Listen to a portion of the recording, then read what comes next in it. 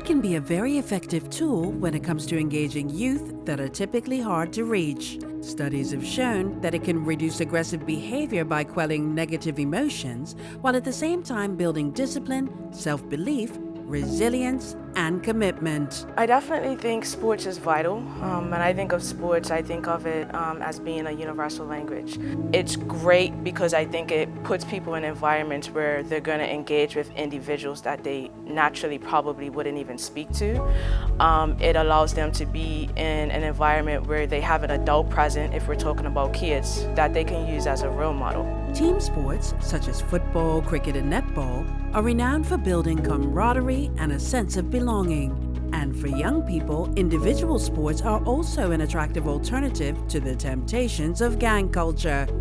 Boxing, for instance, is known to increase self-efficacy and self-control. Speaking from first-hand experience, one of Bermuda's premier contenders, Adrian Roach, says boxing training is an effective way to reduce anger and hostility. Certain people would consider it like a violent sport where you can let out a lot of anger, but then once you really dig into it, it's a sweet science, and you get to control that anger, and it's like it becomes calculated. And so like if you do have any pent-up anger, anything like that, then you learn how to control it and calculate it and turn it into something that's an art at the end of the day.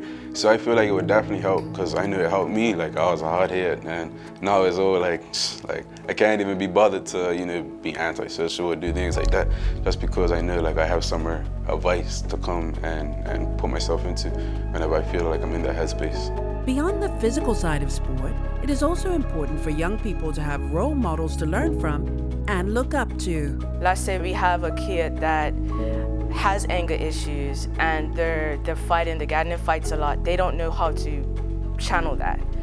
But they got introduced to a Nikki Bascom, who's a boxer who's had success. That kid is more so looking at, oh wow, I can be this person. I can have a future in doing this. TCS leadership coach Gavin Smith says one solution to tackling antisocial behavior at an early age is to focus some of our resources on solo sports that can be played over a lifetime, such as sailing, triathlon, and golf.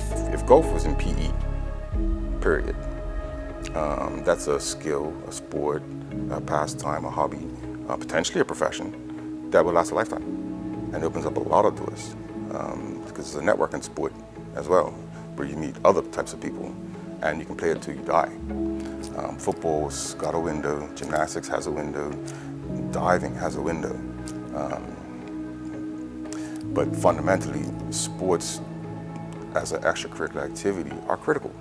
It's critical, but how it's being primarily delivered in Bermuda, I think there's more that we can do, particularly in solo sports, and particularly in trying to get our young people aware of the careers in sports. Excelling at a given sport can open up career opportunities on the international stage. But Ms. Bell underscores the importance of having a plan B. Yes, it's great to aspire to go professional, but it's also great to know that when your career comes to an end, because one day it will, you have that degree that you could fall back on. You're passionate about coaching because that's something that you can also get certified in, and you can give back to your community.